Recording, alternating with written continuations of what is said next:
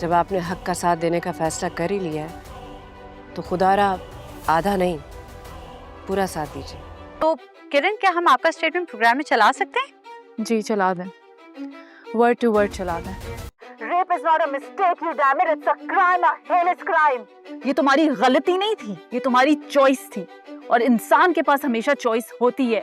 Mister Kamran Haider ने तो हमारे सवालात का जवाब नहीं दिया। हमने उनसे बार बार राब्ता किया लेकिन उन्होंने फिर भी जवाब नहीं दिया, मगर उनकी अहलिया किरण का जवाब आ गया है। ये क्या कर दिया किरण, ये क्या कर दिया तुमने? बर्बाद करके रख दिया मुझे। हमने उनसे सवाल पूछा था कि क्या आप इस बात की तस्दीक करेंगी कि आप इस मामले में सहर मौज़म को दुरुस्त समझती हैं और अपने शौहर कामरान हैदर को गलत। कामरान अभी सहर की मौजूदगी में शो में आना चाहता है, क्या करें? क्या मतलब क्या करें?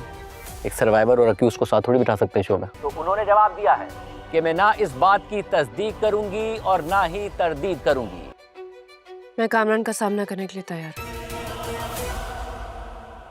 क्या एक बीवी अपने शौहर के गुनाहों पर पर्दा डालेगी या बनेगी उसकी तबाही की सबसे बड़ी वजह?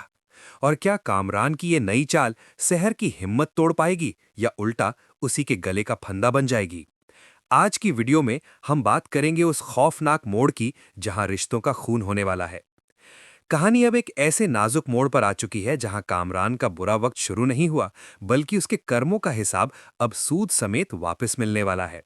कामरान, जो अब तक खुद को शातिर समझ रहा था, अब बुरी तरह फंस चुका है। घर के अंदर का माहौल किसी तूफान से कम नहीं।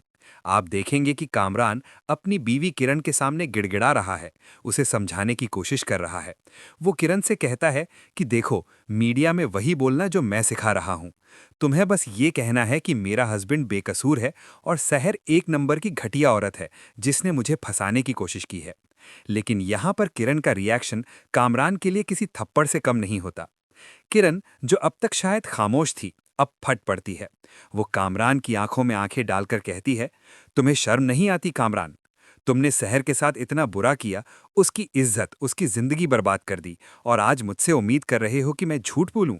ये तुम्हारी गलती नहीं, ये गुनाह है, और मैं तुम्हारे गुनाह में बराबर की शरीक नहीं बनूंगी। किरण साफ इनकार कर देती है।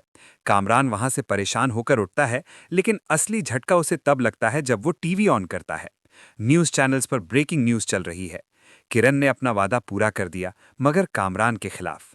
उसने मीडिया में साफ बयान दे दिया है कि उसका शौहर गुनहगार है। ये देखकर कामरान के पैरों तले जमीन निकल जाती है। अपने ही घर से मिलती इस गद्दारी ने उसे तोड़कर रख दिया है। लेकिन दोस्तों, कामरान इतनी आसानी से हार मानने वाला नहीं है। यही वो पॉइंट है जहां वो अपनी सबसे बड़ी चाल चलता है। वो घबराहट में नहीं, बल्कि एक शातिर प्लानिंग के साथ शाहजेब को फोन करता है। शाहजेब को लगा कि कामरान माफी मांगेगा, लेकिन कामरान कहता है, मैं अपना बयान रिकॉर्ड करवाने के लिए तैयार हूं, मैं सरेंडर करूंगा, मगर मेरी एक शर्त है। शाहजेब हैरान होता है कि अब इसकी क्या शर्त हो सकती है।